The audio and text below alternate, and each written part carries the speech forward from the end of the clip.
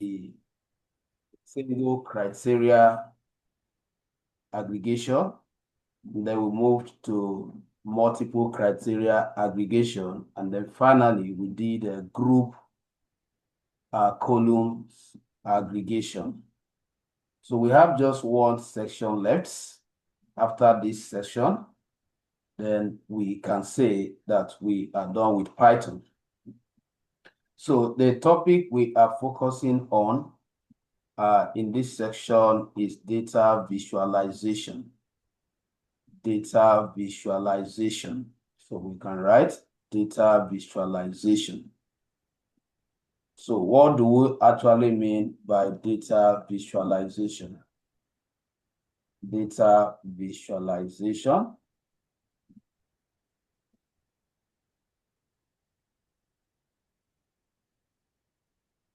Now, data visualization in Python refers to the process of representing data graphically. Data visualization in Python refers to the process of representing data graphically using various libraries. So here we are going to involve different libraries from the ones we have used so far. You know, all this while we have been working around pandas, NumPy, but at this point that we want to involve visualization, that is the graphical representation of our outputs, just like the one we have here now. You know, the last group analysis we did was we summarized certain value based on some selected unique variable within our data set. And as we all know that data analysis is not complete until you are able to visualize your findings, your results. You need to also learn to visualize it with graph. Though the current model that we use in visualizing this analysis can be referred to as tabular model. The challenges we face with using the tabular model to present our insights to stakeholders for decision making is that it end up sometime confusing them. So in other words, they are not able to easily detect or identify the trend, the pattern, and the outlier. So that is why it is highly recommended for us as data analysts that every time we analyze, the analysis will usually come either in single metric or in a table form.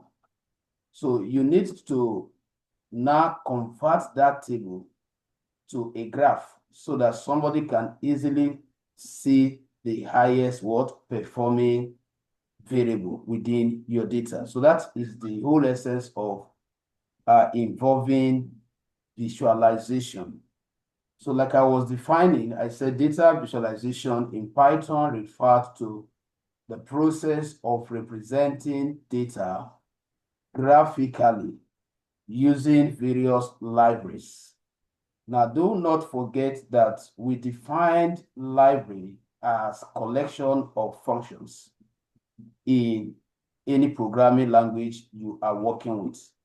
So which means that the reason why we have been working with pandas is because the operation, the activity, the analysis we have been performing all this while, they are analysis that require functions stored in pandas as a library.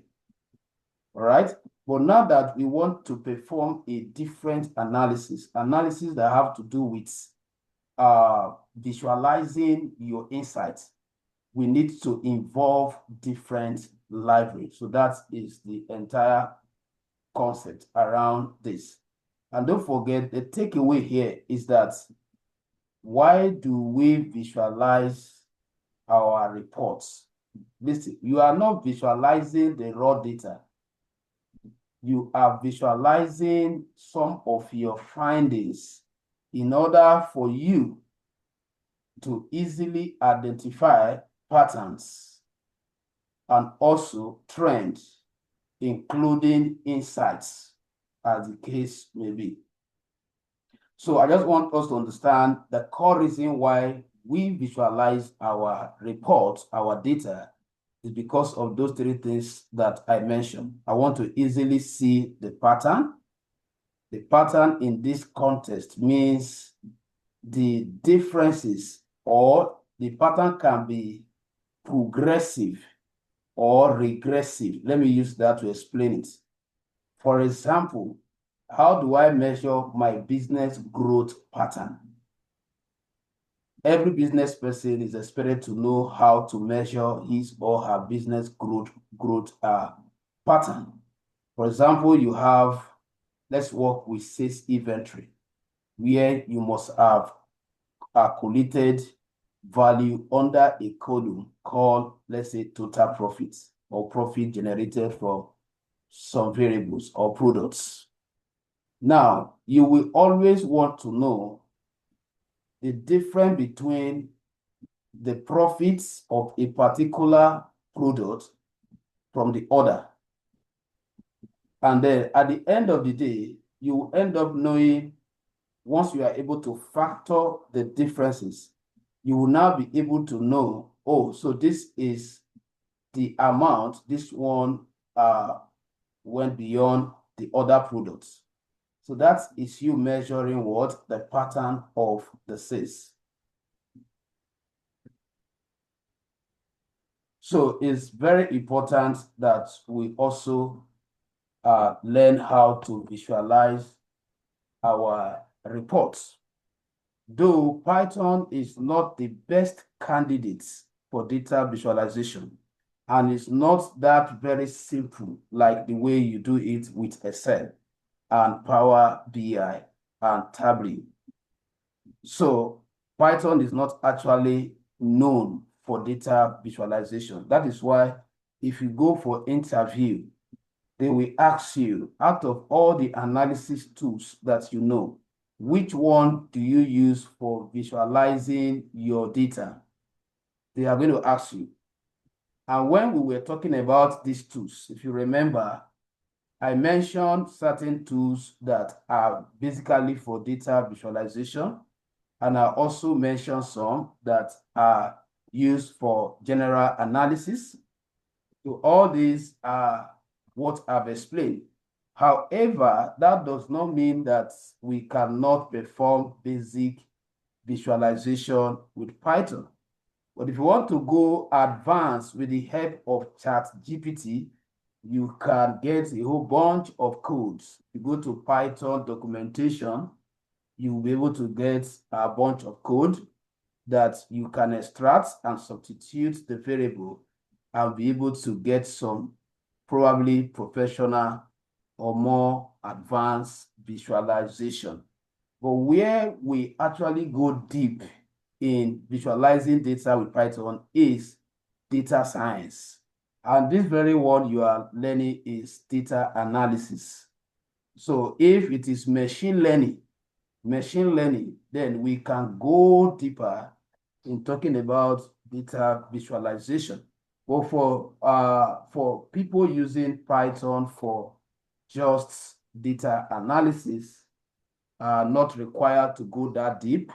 They are required to leverage on the core visualization tools like Power BI, Excel, and Tableau.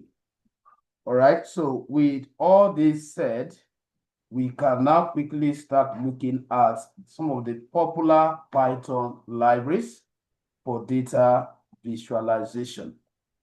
Look at some popular Python library for data visualization. So what do we mean by popular Python library for data visualization? All right, now, so like I have explained before, the library means collection of functions. So it's just like a bucket that contains what the functions you need for you to be able to graphically represent your analysis value with graph. Just like, so I'm going to work with this. This is a very perfect scenario to work with.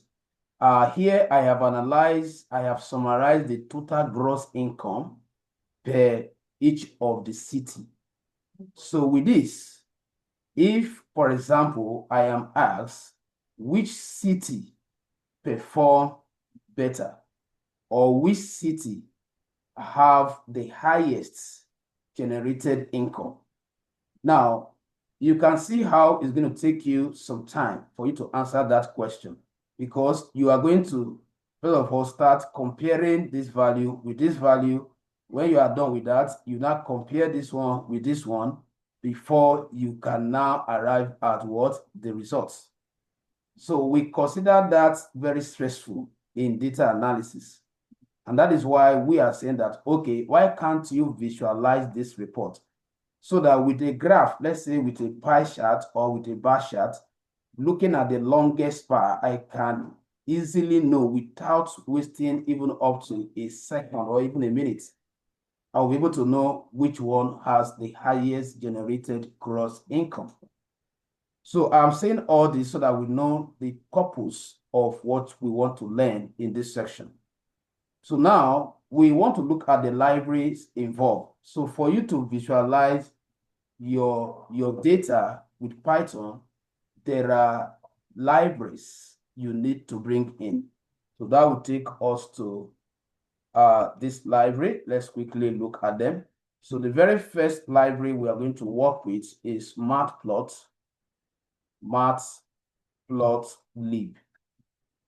Matplotlib. So is the foundation of all libraries, all visualization library in Python. So let's quickly, let me just define it, and I hope you take your note over there. So the Matplotlib is the most basic and widely used library for creating static, animated, and interactive visualization.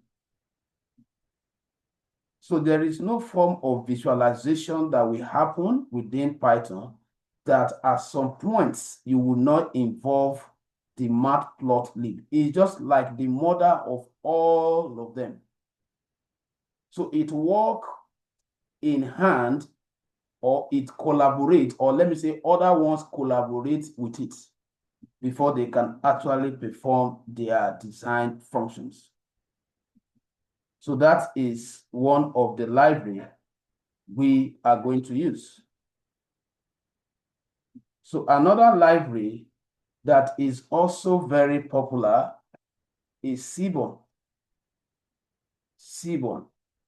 So Seaborn is another Python data visualization library. So how do we define the Seaborn? How do we define it?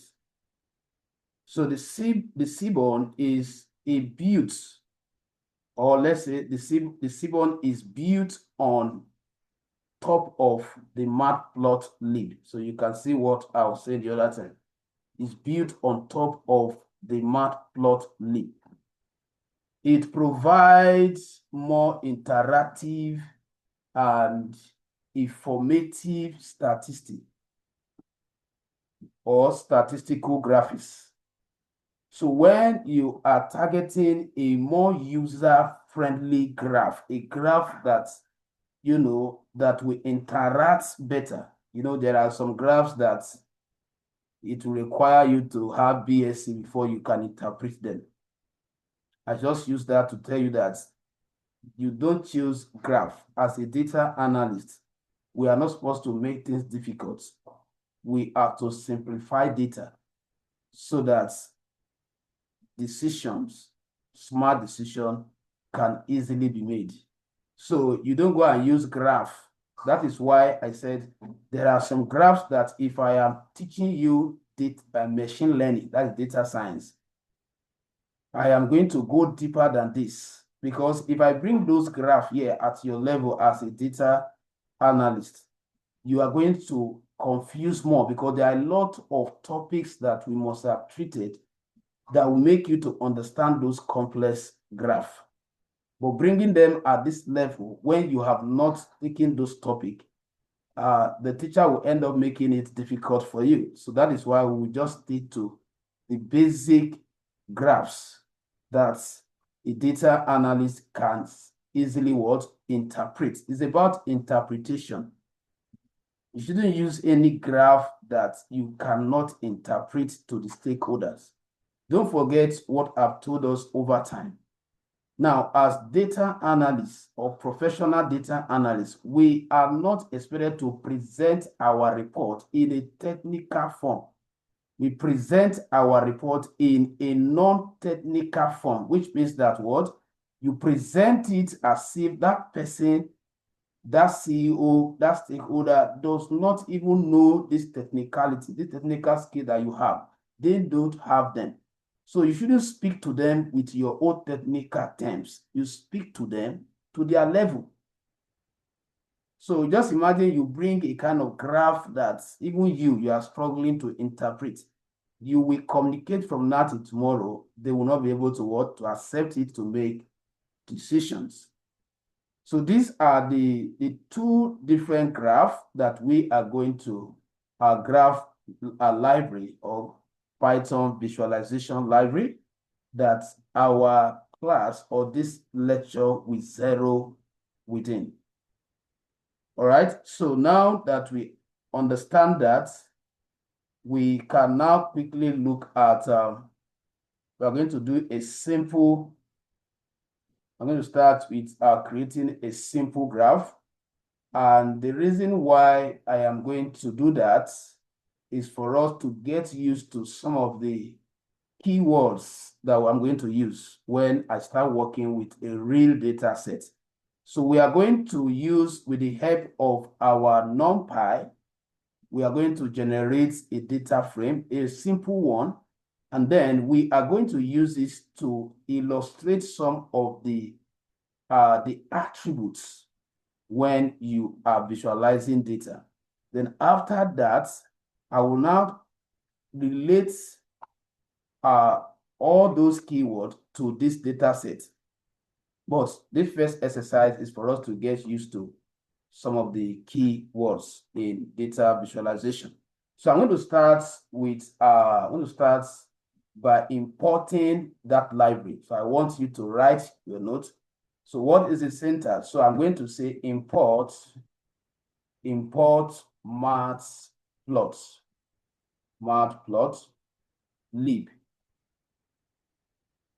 Matplotlib dot py, that is a p as py plots. Then as plt. So what does that actually mean? What it means is that what you are saying is that from a library, which is matplotlib, you want to pick a particular function. This dot means concatenation, as we have learned before now. It means concatenation.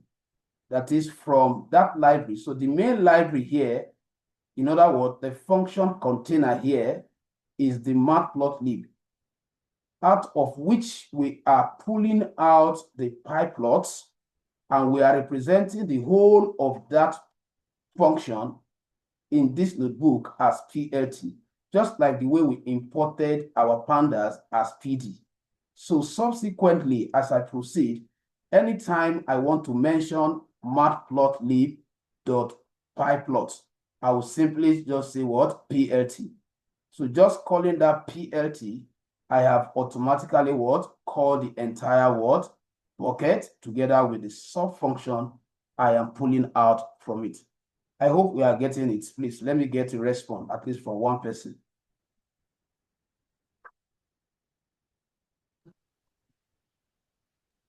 Yes. Yes, sir.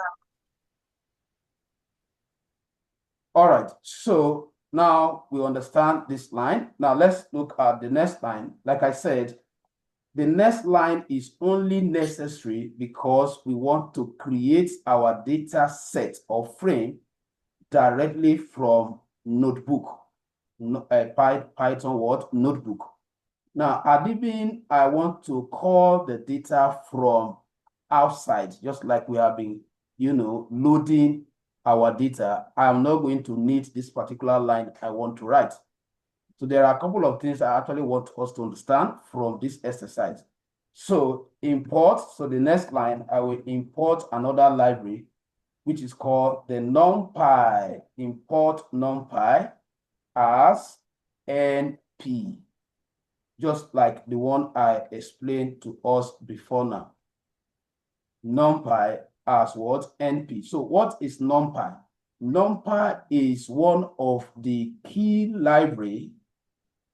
In other words, is one of the key container of functions in Python that offers us functions for structuring our data and to load large data sets. We have established all these facts before now. That is one of the reasons why I told us that you shouldn't stop at learning just advanced Excel for data analytics. Advance to Python, because Excel can only allow you to process or to manage 1,048,576 records per file or per sheet. So you can see that limitation.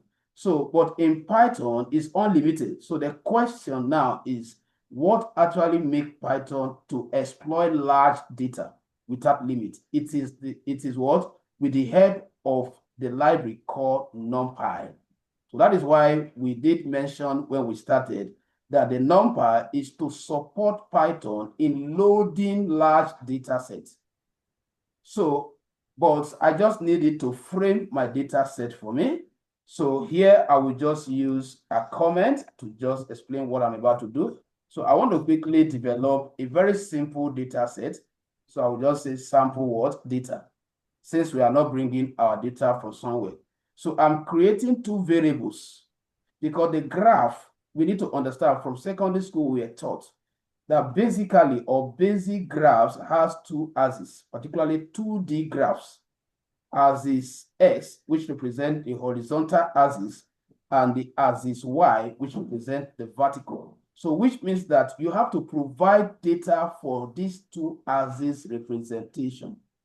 You must give Python the value that will be represented on the x-axis and the values that will be represented on the y-axis. So since I am developing my data from here, I want to quickly create value that will be plotted on the x-axis and the values that will be plotted on the y-axis. Now, if I'm working with my data, like we are going to see when I'm done with this exercise, I'm going to pick a column. Like here now, I'm going to say that city will represent my y-axis, gross income value will represent my x-axis. But because I am developing the data here, so I will say S equals to NumPy. Remember, we said that what? Anytime I use the NP, I am automatically representing the entire library called what? NumPy. So NumPy dot, the dot in programming means period. It means concatenation. It means you are joining two things. And what you are saying is that you are acknowledging that what will come after that dot is a sub-entity in what you are concatenating it with. So once you say NumPy dot line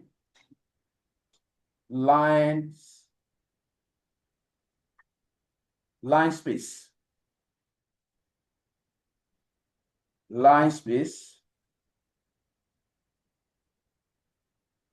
and then I open is a function, line space.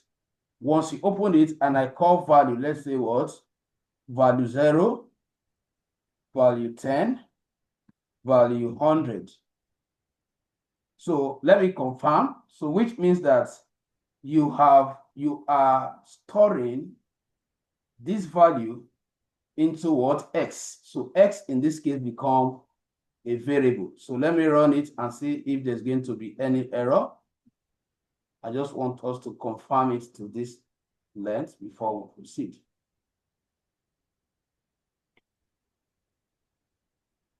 Now, error. Now, what is the issue? The error here, remember I've told us that you must know how to debug as a programmer. Debugging is part of programming.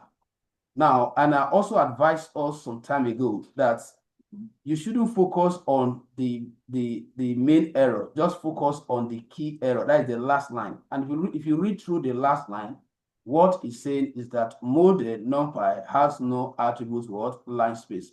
So which means that what? This is where the error is. So what I'm going to do, the mistake was from here. So this particular is shouldn't be there. So let me run it again. You see what? Accepted. All right. So now we have all this value stored in S. So we have value for our S representation. Now we create value that the Y will represent. So here I'm doing a kind of arithmetic calculation. I'm telling Python that, you know what? The values that are passed to S calculates their sin, just like we have like a sine, theta, and others. So calculate. So what we are saying is what? NumPy dot sin, and then the function, then supply the value of what? So calculate what? Sine of 0 and assign it as the first value under Y. Calculate sine of 10 and assign it as the second value under Y. Calculate sine of 100 and assign it as the third value under Y. So let me run it, get that also what? Approved. Now, let's quickly create the graph now. Now that we have gotten our S and Y. Now, this is actually the reason why I'm taking this exercise, so that you know that even as you proceed creating visualization with your data, now from this session, you know that, oh, I cannot represent the whole of my data sets in a graph, because the graph will require two axes if you are working with two 2D, two-dimensional graphs. So you now begin to think, okay, which label will represent my S and which label will represent my Y. That is exactly the message I'm passing here. So now, if you proceed now, the next aspect, let me use comment since we are writing. Now, the next one is here, you want to start create the simple line plots. That's line graph. So for that, the syntax is going to be this. You are going to start with PLT. Remember, I told you when we imported matplotlib.pyplots as PLT, I told you that the whole of that container and that sub function is now represented as what? PLT. So as I'm calling PLT, I am invoking the whole of that library. PLT, that's what the function in that PLT, take it, then plots, use the functions that are required to plot. So plot is your function. Now, every graph that you are plotting, like I said, you need to supply the S-axis variable and the Y-axis variable. So what is going to be our variable? So I will declare them. Remember that we have value stored in S, comma, we also have value stored in Y. Then I'll put a comma and say what? Label. I will explain that. Label equals to, so just like an attribute that you are storing a value, just like a variable, you are declaring in that function to hold certain what? Value for you. And what value is it going to hold? Let's say what? Sine wave.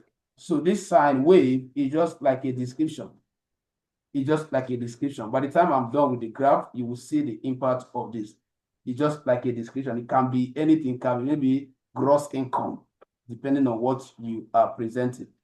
So now the next thing I'm going to do is to also define the label. The label in this case will represent the y-axis and the x-axis. You need to specify them to Python.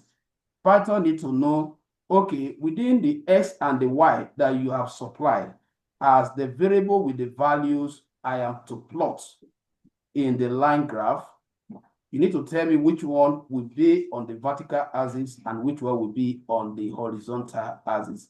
So how do you communicate that? You will still reference the PLT each time you are referencing the what? The container. You say PLT S label. That is, you are defining what? The value that will be represented on the horizontal axis. So it's a function. So what are you giving to that is a description. So I will just put it as a string. I will say this represents my S label. So when I'm working with the data, it will be maybe this S will be the gross income. So but here, because I'm just working with this generated data, I will just say what S axis, just for you to understand what we are saying. S axis. Now I'll do the same thing. I'll say PLT dot Y label as well. Y label. And then it's a function. You have to open the parenthesis bracket. Then you can now also describe it as y-axis. Y-axis. So now, once you are done with this, and I hope we are understanding the role of each line. All these ones, one to here, they are not necessary. You can decide to plot a graph without telling the stakeholders that this is what the x-axis represents, this is what the y-axis represents. But for explanation purpose, for your graph to look more detailed, is the reason why we advise as professionals to always label our graph so that when we present it or during the presentation, mere looking at it, they will know what you are representing on the x and the y-axis without them asking you too much questions. So you are only trying to make your work easy. Now, we will now do PLT.title. So we want to give the graph a title. The title is what will be written at the top. That title will be, you are plotting one feature against the other feature. For example, in this case, now we are plotting S against Y. Or we are plotting, when we start working with data, or we are plotting city, or we are plotting city against gross income. That is the title. That will be at the top of your graph. So I will say what? Title dot. So I can just give it any description. So what I'm putting here, I can just say what? This is just a simple line plot. Plots also mean graph. So now we also want to define the legend. The legend here simply means what? The key that will be used to interpret the graph. You know, most of these terms that I'm using, if you were with me in Excel, they are terms that we have already used. When we say legend, you know, when you have like a graph of male and female, all the bars representing male will have a unique color from female. That is the legend. Okay, so let's also add that legend is also optional. So PLT, I will just say what? Legend. Legend, I will just say, just activate the legend. You are not putting anything inside the function brackets. So you are just saying activate what? The legend. Now, the next one is for us to show the graph. After plotting your graph, there is a line of code that you will always use to display it. And that is called PLT.show. If you don't write this code, it will not display. So at the end of plotting any graph, you must end it with this, which means that, okay, whatever you have plotted, now let me see it. So let me run this and see the graph we must have generated.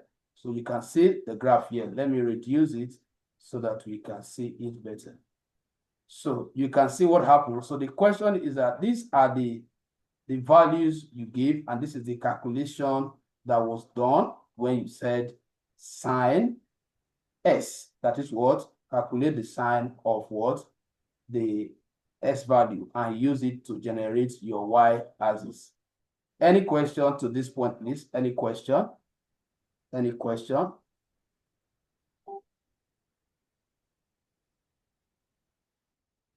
So if there is no question, then I will allow us to quickly, please, I want you to snap this code, and if you have written them, fine. So I'm going to give us 10 minutes to replicate the same thing. I want every one of us to generate what I have gotten. And then when I come back, we will now look at how we can relate it with our real data. So the key things we have already established in this exercise is that now we know that a graph have what? S label and how to declare it, Y label and how to declare it, title on how to declare it, legend and how to declare it, show on how to declare it. So by the time I will start relating them with the real data I have there, it's not going to be strange to you. Any question? There's no question. The class work starts now.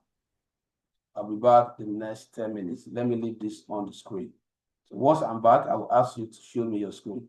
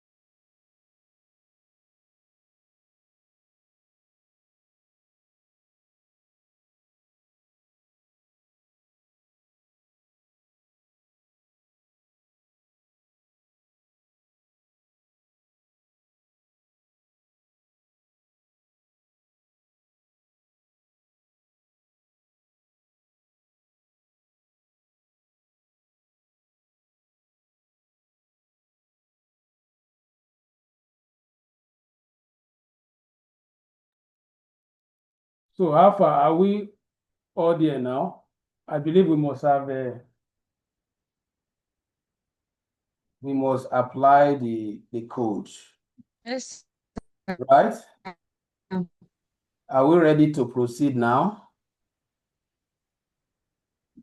Yes, sir. All right, please, can I come on at least, let me come on two people's screen just to know what you have done so far there. Let me start with Mrs. Onyikosi. Please kindly share your screen. Let me see. Let me see what you have achieved so far there.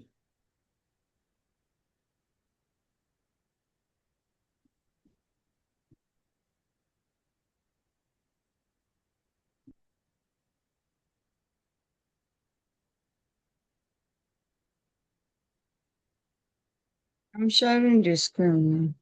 Yeah, it's coming up. Okay. All right. Can you scroll down a little bit? Let me see the down part. All right. Mr. Joseph, I don't know if you can share your screen, please go ahead. Go ahead. If you can share your screen, go ahead.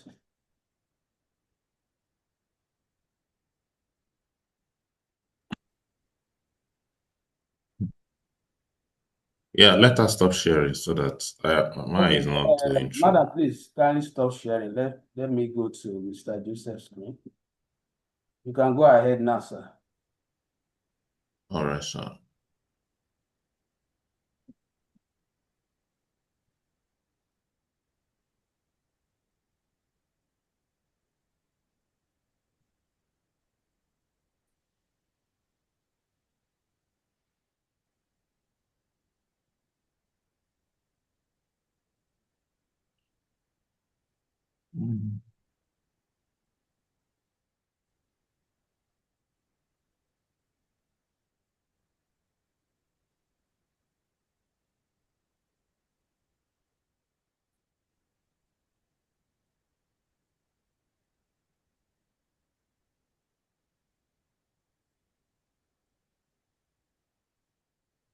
Hello, sir. Yeah, we are here to see your screen. Yeah, sorry, I'm coming. This thing is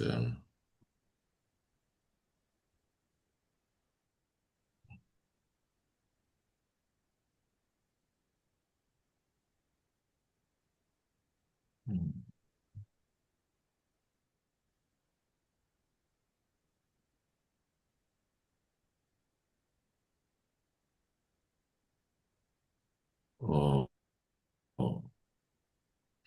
Okay.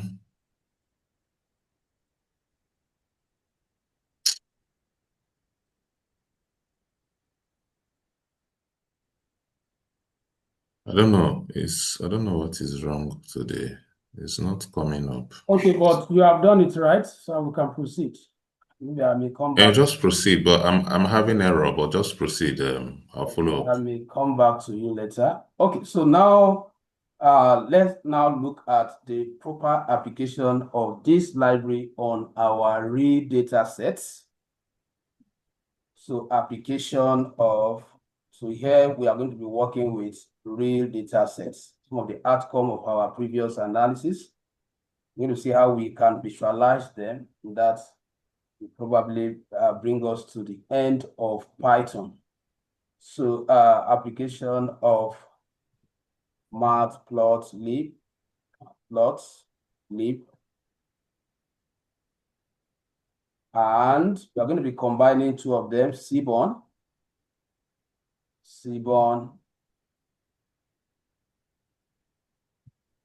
for data visualization. Right. So for you to apply these two libraries that I've explained so far, the matplotlib and the Seaborn, in visualizing your data, we are going to import some other libraries except the one we have imported. No, remember that at the beginning we have imported pandas. So we need pandas here. Why? Because we are dealing with external data. So we need to bring in panda. But I've already imported pandas. on this in this notebook, so you may not need to import again. But even if you import second time, it's not going to complete. But let me just go through it again so that we can assemble all the code in one place. So I'll simply say import pandas speedy. Then import matplotlib. I think I have let me just take it again. Matplot. I want all the code to be in one place. Place where I write matplotlib dot pyplot as plt, and then of course the last one, import seaborn as SNS. Let me run.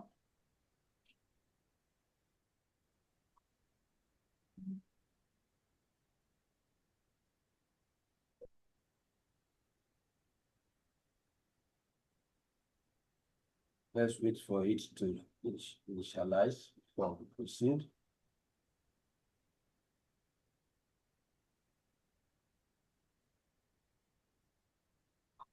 What is happening? Sorry, sir.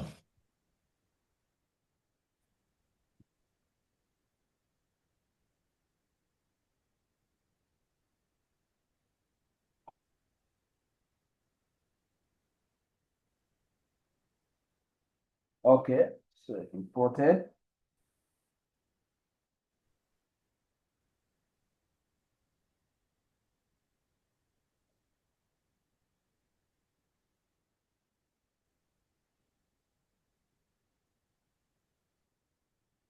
All right, so now that we have imported our library, now we want to create a bash chart or a bar plot. We want to create a bar plot. So let me also use comment. Use bar plots.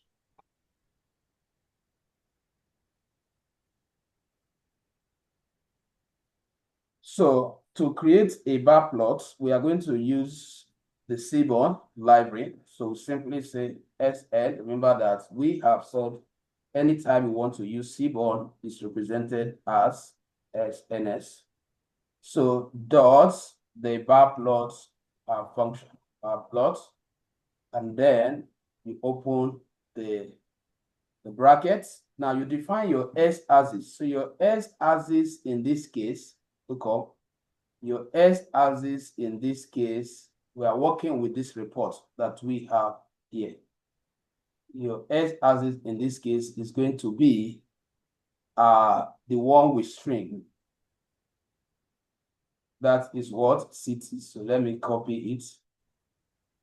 My S-axis will be city, Control C.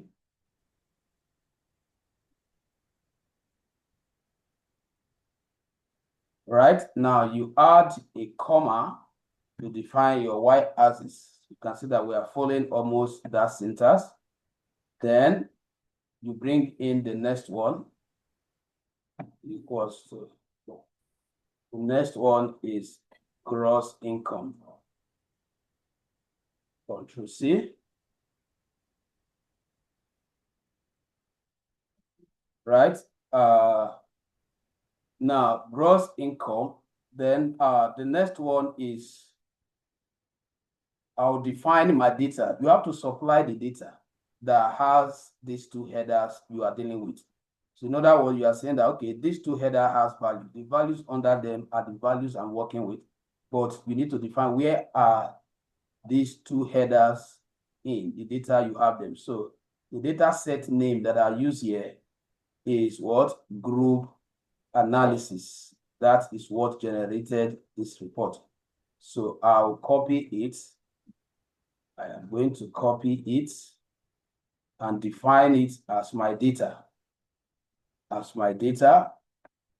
I hope you are getting it. Now, I want the bars to have different color. And the color, we have different color palettes. A palette is just like a container with more color inside. So when you pick a palette, you are saying that all the colors in that palette should be distributed across the bars.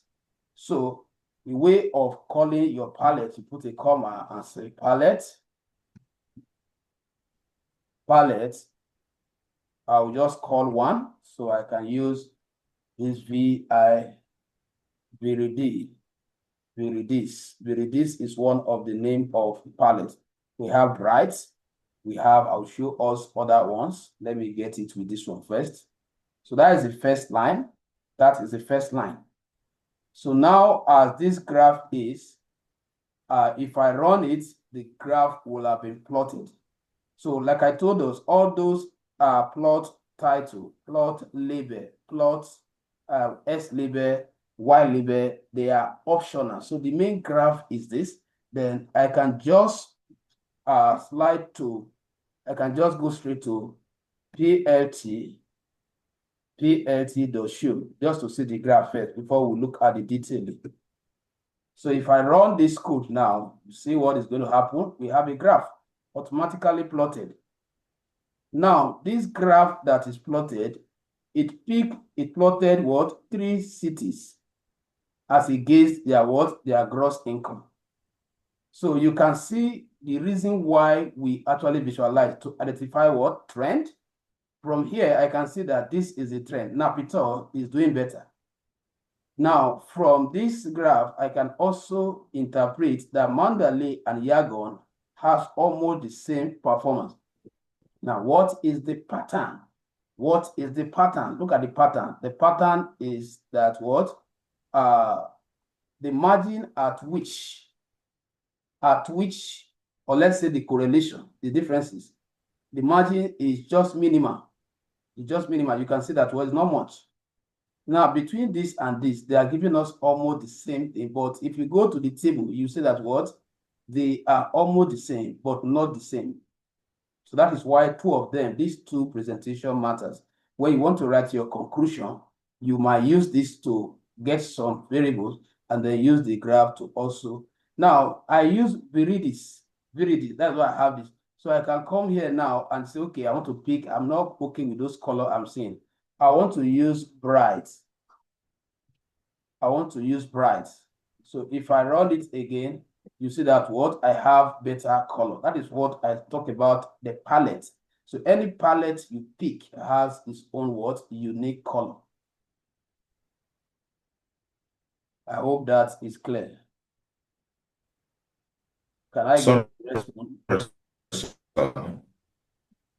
So I can also choose another one. I have deep. So just for Not you. very clear, sir. Please. Hello, sir. Yes, I am with you. Speak out, sir. Didn't get what you said. This place you got in the. You said? Yeah. We speak out. Can you hear me now? Yeah, I Yeah, can this hear you. place on the code. Yeah. Okay. So, I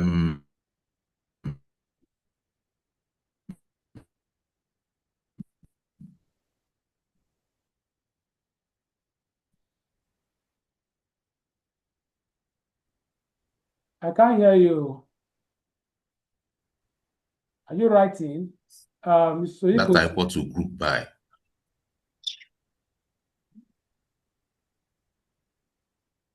Okay, you are working. You are. Hello, Are you trying to apply it? I thought you sir. had a question before.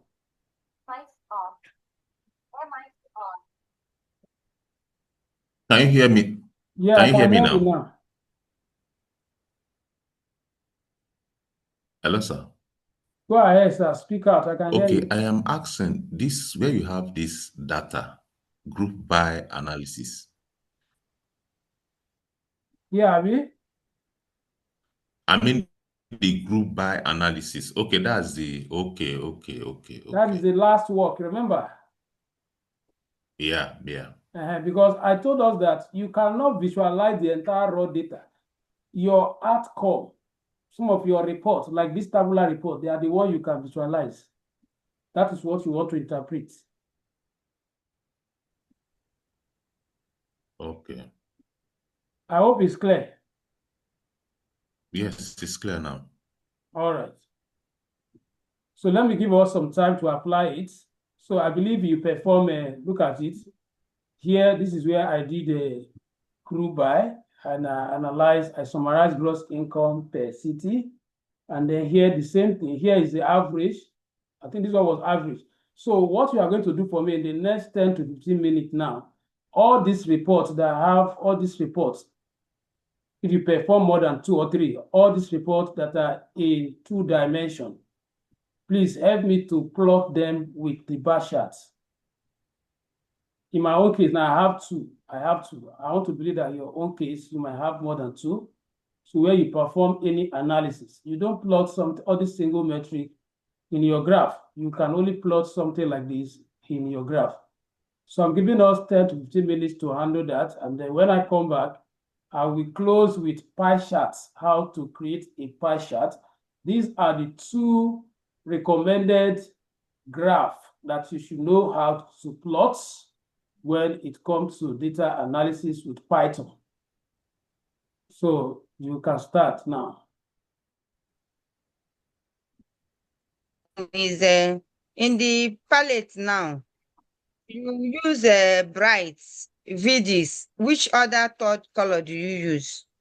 I use deep. This Okay, bright. let me just play around there so that you can be taking note of Okay, it. deep.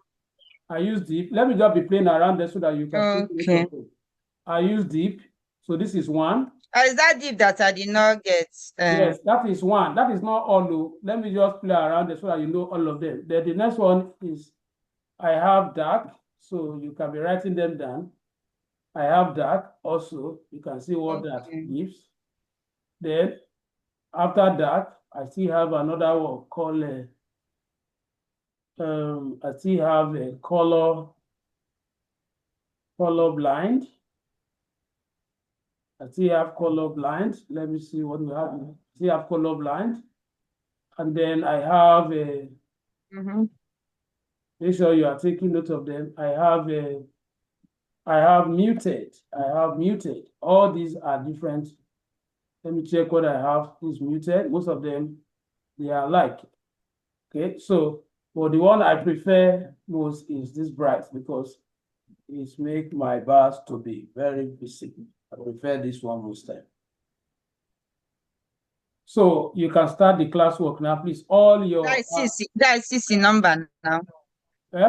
Yes. So like your work, that work that They you are all sent me, CC number now. they are not these are not the only ones, so you can go and research. I just give you 6 now, the 6 most used. There are other ones. You go to Google now and type okay, no problem. and type a color palette code for data visualization with Python. You will see a lot of them. But I just pick these ones. So Mrs. Oyikosi, like that's your work that you showed us this morning before we started. You know, you have a lot of aggregate analysis, so you can give us the graphical representation of each of them within this 10 to 15 minutes. Okay. So please, this your great bar plot, your own. I think this your pink write-off, the pink background with write-off. How do you get it? I didn't have such in my own. I want to know how to get such. Sorry, come again. Green what? No, go up. Here, here now. This after line 73. This pink background that has user Ewero and all that. Here, yes. What happened? So how do you now come about it? Did you have it in your own? This place now that no. But have you plotted the graph? Yes, I plot so many graphs now. I have like I do two. Please, can you share your screen? Can you share your screen? Let's see the many graphs that Okay. Mrs. Oikosi have plotted. She has plotted many graphs. Wow. Let's see them. Sana, wow. I'm interested in seeing all of them. That's why I say share your screen. Oh yeah, open fast now.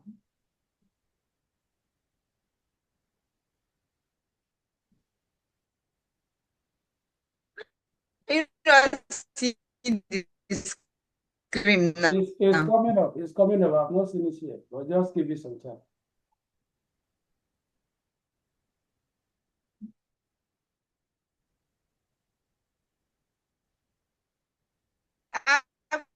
I can't see your screen, yes. I've shared.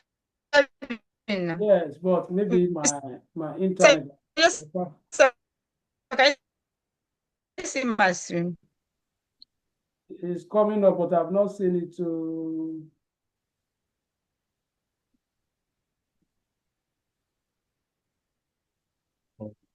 Yeah. I've seen it. Okay, good one. Can you scroll up? Let me see the rest.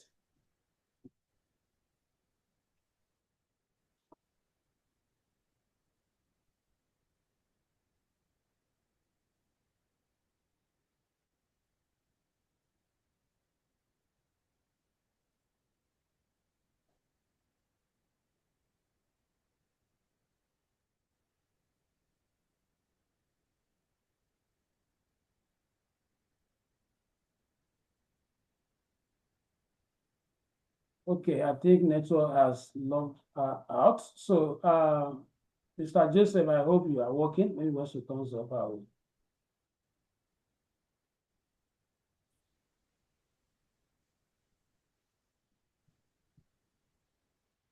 All right, so we still have few things we want to perfect. I actually wrote these 2 lines for us to know that without these things that I want to write now, you can actually get your graph plotted. Because sometimes if I write all the code, somebody might say that this thing is difficult because he or she might be thinking that all of them must be present before you can get your graph plotted. Meanwhile, it is not. So now we are looking at the graph interpretation, like I was highlighting before, that it is very key that you also consider how this graph will be interpreted. So based on that, we are saying that this graph need to be more detailed. We need to add more information to it. No title that tells us, okay, this is, we are plotting a graph of gross income against value of city. So let's, in between, everything we are adding will come in between. This line will always be the last line. All right, so now I want to add title and label. Let me use a comment to explain that. Add title and label. I'm adding what? Adding title and label. So what is my title? Remember, I will do PLT dot title. So you can see these are part of what I have already explained with that first exercise. So the title here, I just want to give it, the title here is, let's say, a graph of gross income and city. So that is going to be my title. Now, I want to also define the size of that write-up, how big and how small it should be. So it's optional. There is a standard size the notebook uses. But where you want to use your own size, you come outside and say, comma, you now call this attribute called font size. So this is what we use in increasing the size of the write-up. This particular write-up, a graph of gross income and city, how big is going to be and how small is what you want to perform with this attribute. So I'll pass a value. I'll say, okay, let it be 18 or 16. right? So if I run the code now to see the updates, you can see the updates, what we have achieved now. So we have been able to add the title, and then you can see that the size of this title is different from this. So let me reduce it to like 12 so that you see the differences. So if I reduce to 12 and I run it, you can see that the size has reduced. So that is the rule of, that's why I said the most of them, they are optional. What you should make sure that you know is this first line and the second and the last line. So I still want to detail the graph. I want to specify the S and the Y label, right? So let's say PLT dot S label is part of what we have learned over there. The S label, so I want to state that my S label in this case, if you look at the graph, you know that what your S label is a city. So I'll say my S label is city, is a city. Then I will also, if I want to also determine the size of that write-up, then I'll come out and do the same font size. And then I can make it uniform. I'm just trying to explain to us, I can make it the same. If you don't apply this, the program will calculate its own default. Now, the next one is the PLT. I want to also define the Y label, PLT, and then what do I have there? If you look at the graph, the Y-axis is the gross income. So I'll simply say what? Gross income. And then I also want to give it the same font size. If I want, come out here, add the comma and paste it. All right. Now, this particular text, this particular write-up, Mandalay, I want them to be slanted instead of maybe at an angle of 180. I want to tilt them a little. So there is a special attribute for that. So to do that, I'll say PLT dot stick. We call it sticks. Then you will now define what you want, rotation. So let me just tilt them to angle. If I want it to start straight, that is 90. So let me try that option. All these are just beautification, like I told you before. If I run the graph now, you see that what you have. You can see what we have derived now. They are now standing straight. So if I don't want them to be inclined at an angle of 90, I can say, okay, 30 or 15. So whichever one, you run your code and then you get it. So that is the logic for that particular. Now we have our graph or plot show, which has outputted a graph. So, so I just wanted to add those few things, and then we'll now move to the final aspects, which is the pie chart. So let's look at how to plot pie chart. So we look at line. We have also looked at bar, and then we want to finalize Python for data analysis with the pie chart. After that, you'll be given a project. And this time around, the project, you are going to present it in the next class. So the next class, we are going to start looking at Microsoft Excel VBA. I believe that is the last package for this particular training. We start with introduction to Excel VBA, where we'll start learning how to create automated data system. Right? So, but before that, every one of us will get a different data set. So I'm saying it now in case I forget after this last topic. Get a different data set, different from the ones you have analyzed so far. And then you start from the beginning, data inspection, data cleaning, perform your selection of filtering analysis, use comments to state whatever you are doing per time. And then you now move to the aggregate analysis using the sum, the count, the rest of them. You are also identifying your observations. And then finally, those ones that require presenting with graph, just like we have learned, do the same thing, and then you summarize, you give us executive report, and that will be presented in PowerPoint. Your working should be done in the notebook. Then your summary, the summary of the total insights you have collected or drawn from the data set should be projected in PowerPoint. So please, let's get that noted. Now, let's quickly look at pie charts. Pie charts plotting. Pie chart plotting. Right, so let me mark down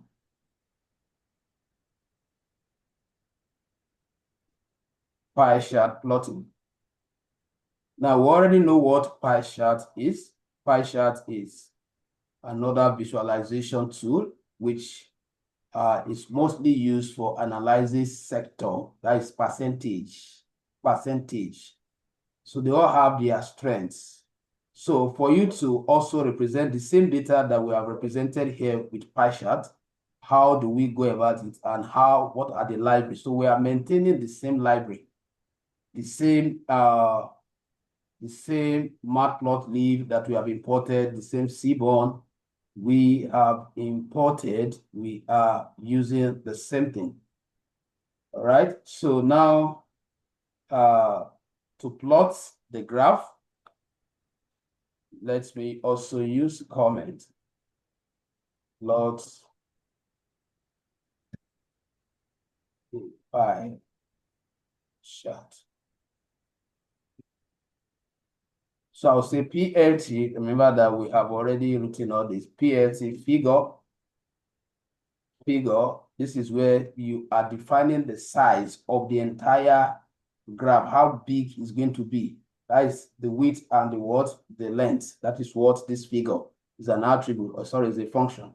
So you open it, and then you specify the figure size, peak size. This is how you type peak size. So I will say equals to, and then I will just open this.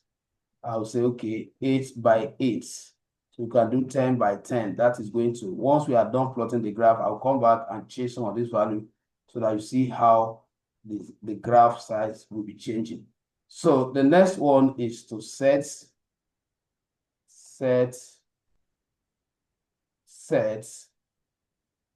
figure size. All right, so I'll say PLT dot pie. This one here we are plotting now. This is not figure size. This should be plotting. So PLT, the function is pi. Now, here we have to define data first. Data, you see it now. Check the logic is different from the other one. That is, from the particular data, you want to call out the headers. For the other one, we call out the header before we define the data that constitutes them. So here we'll just say, we'll use our selection bracket here. That is, we are saying that the headers that is going to plot will be selected from that data. So here will now be the name of this. The name of our data, which is this. I'm taking this, Control C, and then coming here, we put it here, replace it with this. That is, from this, you are selecting city. We are selecting city the way it is there. Selecting city. You select the first one first. The first header is the one that will go with this. Now you put your comma outside the selection bracket. Then you say label. You say labels equals to. Then label equals to. You call that same data again like this. Okay, now this is where you are selecting square brackets, and then the second heading, which is the gross income. So I'll take this, taking this, right? So once we have done that, we come outside this one again, we put comma. Now, we have to define the fraction, the division. You know, it's going to give us a cycle. And that cycle will be divided into different sectors. They will now use the sector size to know which one is doing better.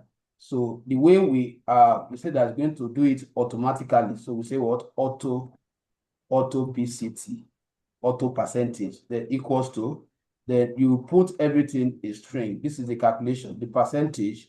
So the whole of this code is what is going to what distribute it. Then the fraction that's going to define is 1 per 1, each sector per 1. So we just say 1 dot 1 F percentage. F percentage, so you just have to know this as constant you use. And then you will now come outside here. So every other ones are optional. If I run this now, if I do PLC show, let me go there and show you, just like the way before it gets complex. Let me show you that at this simple level, it can go. So if I say PLT dot show, PLT dot show, if I run it, I'll get the graph. So what does it say? Let's debug. City is not defined. City is not defined. Let's check what we have there from the data we are using. City. Okay, so if you say city is not defined, to debug is we are going to switch. We are going to switch to avoid this error. So what we have here, we want us to define the string first before the number variable. So we'll take this one here and then bring it here.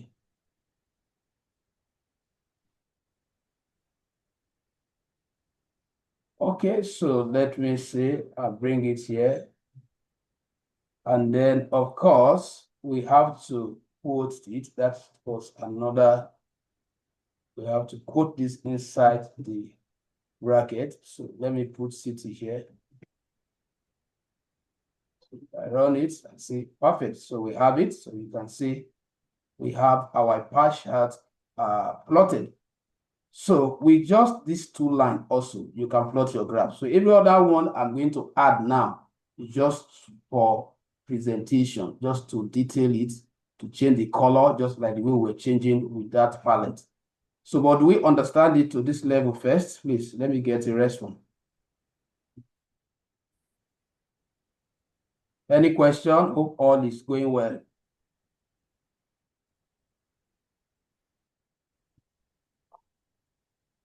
Hello? Are we good? Sorry. Hello, sir. Yeah, I'm with you, sir. Okay. The last after city, that's on the auto. Why are we using that? That is what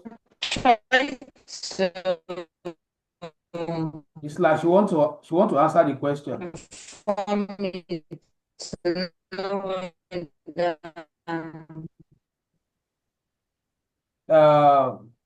We can't hear you very well, so that it will not knock out your network. So, Mr. Joseph, what we are saying is that, you know, we are dealing with pie charts, and pie chart, you can see it will divide a cycle into different sectors. So you are saying that you should do the division automatically based on the percentage of the values under each of the city. So it is a constant that you must put. But what it's doing is that is the attribute that's in charge of the distribution of your value or the section, the sectors within the cycle. Is that clear? Yes. Good. So But these percentages that followed. So how do we interpret this, the red ones after the? Are you talking about this? No. Still on the code. Still on the code. How do you Yes. interpret what? Yes. Yeah. How did you? These red percentages.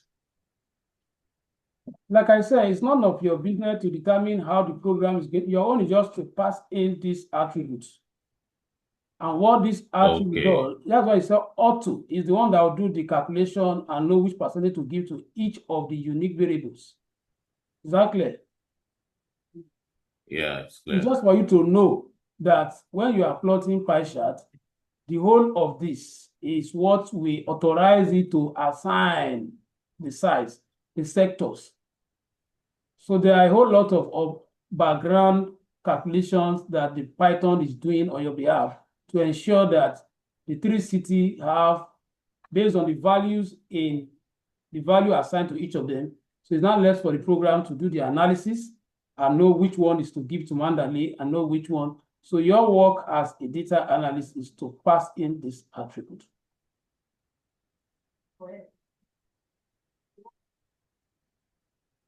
Are you following? Okay.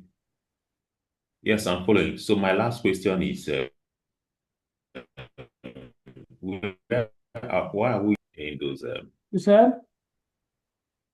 Why are we using the square bracket to call in these values, or rather these strings or the headlines here? Why we are using square brackets? Well, let me just answer you because I expect you know it from what we have done. Remember that we spent a whole time to explain data selection techniques, because what you are seeing here now is the application of those things we did. So when you call data sets and then with the square brackets, you define the attributes. What we are saying is that from this data set, select this city as one of the value, as one of the attributes rather, or as one of the feature that its values will be used to plot the graph. The same thing you did here. From this data set, select the values here and the value here. So the whole thing you have in your graph now is the collation of the value you have here and the value you have here. So you are only using this to acknowledge that from a parent, you are picking a child. The same logic that we use when we were learning data selection. I hope that is clear. Because it's a graph. Yes. You must work with two axes.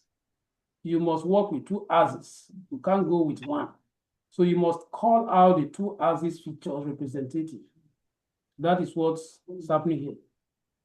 All right, so let me just conclude by adding other in-between attributes which are not necessary, except you want to fine-tune your graph. So I'm still inside this particular line.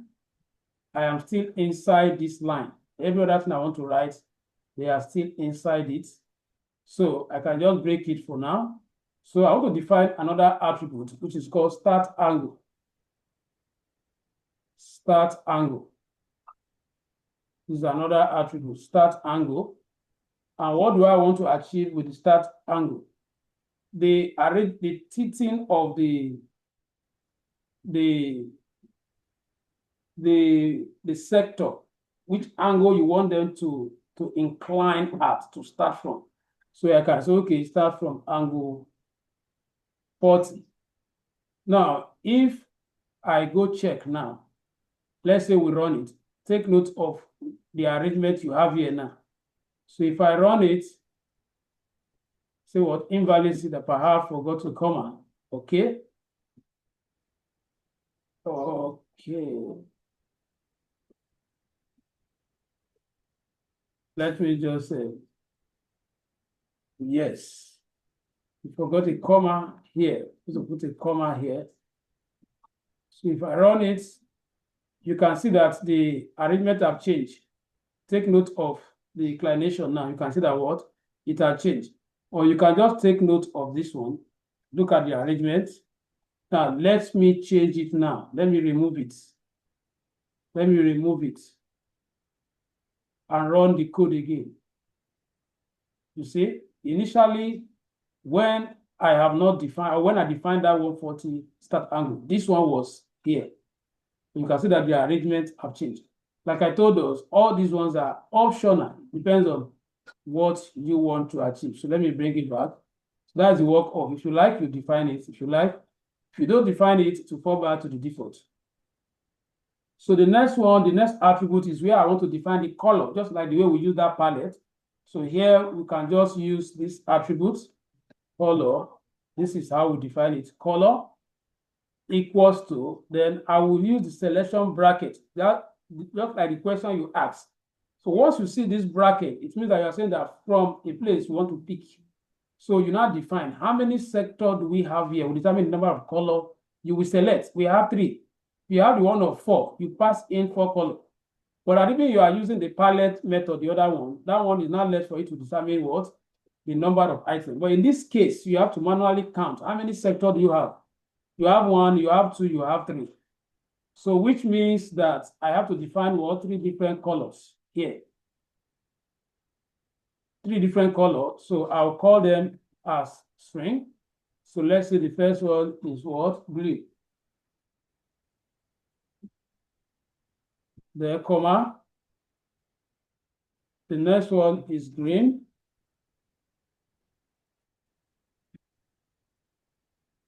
Let's say the next one is red. We have just 3 of them. So I can stop here. So if I run it, I have error. The spelling of the color is colors because it's more than 1. I will just add S here.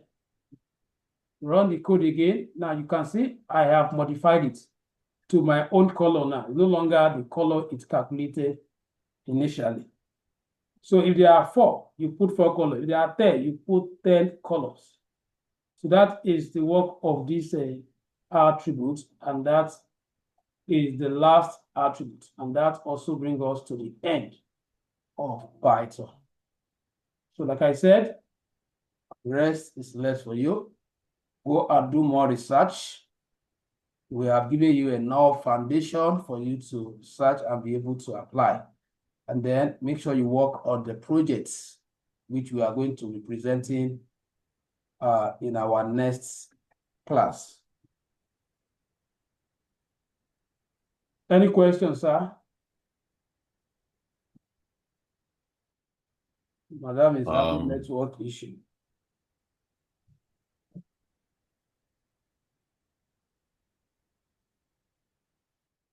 Well, no questions. I'll go through it and Sir? no question for now. Okay. Or Okay. take time to practice.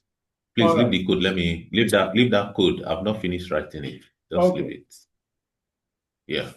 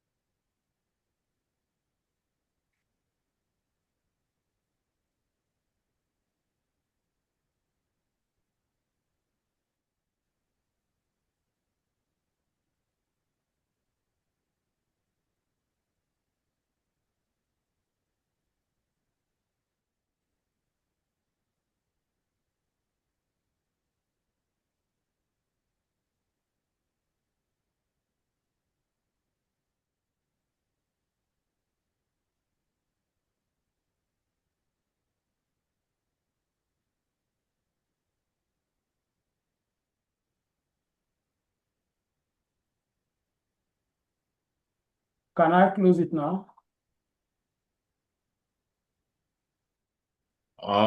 Just a minute. Just a minute. All right, so that is the end of Python application for just data analysis. In case you come across this video and you want to reach out to us, you want to book us to train you via live Zoom, reach out to us with the number on the screen. So you can WhatsApp us on +234 706966 5919. You can also contact us via our website. Just log on to just log on to digitechz.com.ng. Right? So thank you. Bye for now.